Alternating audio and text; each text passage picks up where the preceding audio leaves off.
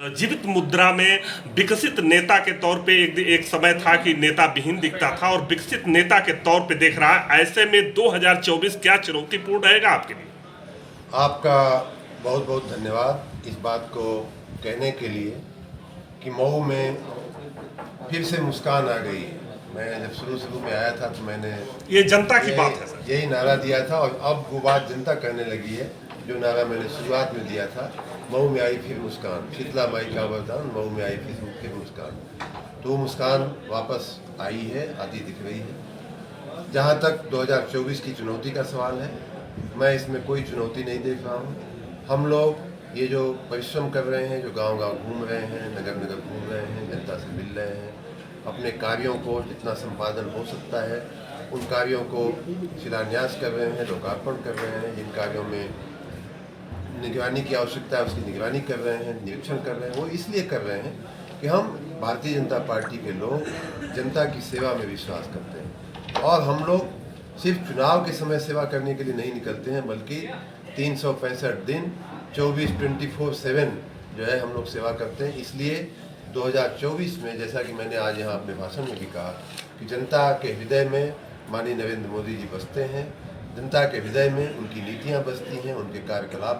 बसता है, उनका सुशासन बसता है, माननीय योगी जी का सुशासन बसता है जनता के हृदय में।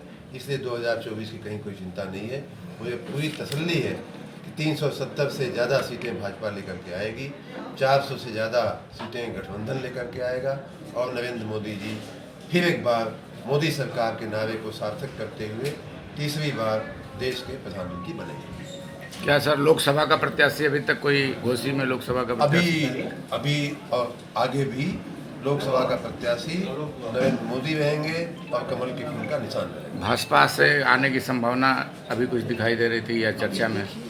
सर राजा भैया के आने की चर्चा है। समस्याएं अरे सर चर्चाएं हैं उनकी बात। दूसरा सवाल सर, ये पूर्वांचल एरिया जो है पूरा जातिगत बंधनों में जकड़ा हुआ है, एक नहीं, और वहीं पे बीजेपी यानी मोदी सरकार सबके साथ समान व्यवहार कर रही है। क्या इसमें कठिनाई नहीं दिख रही कि पूर्वांचल में जैसे कई सीटें डिस्टर्ब हो जाती हैं? पिछला जो है कि लोकसभा चुनाव हुआ था तो हमारे यहाँ जो है कि बीएसपी यहाँ से निकली थी, फिर विधानसभा का चुनाव, ये उपचुनाव जो हुआ था उसमें जो है कि भाजपा को करारी हार मिली थी घोसी से। तो ऐसे में क्या कहा जा सकता है, जातिगत फैक्टर काम नहीं करेगा?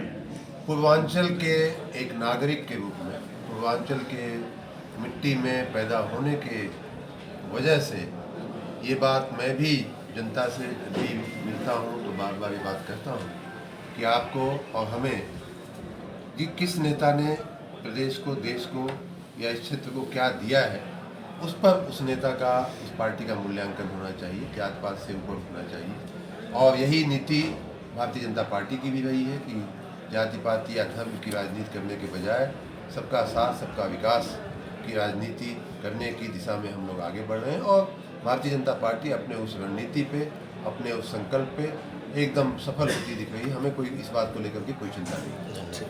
सर विकसित भारत वाला कुछ विकसित भारत वाला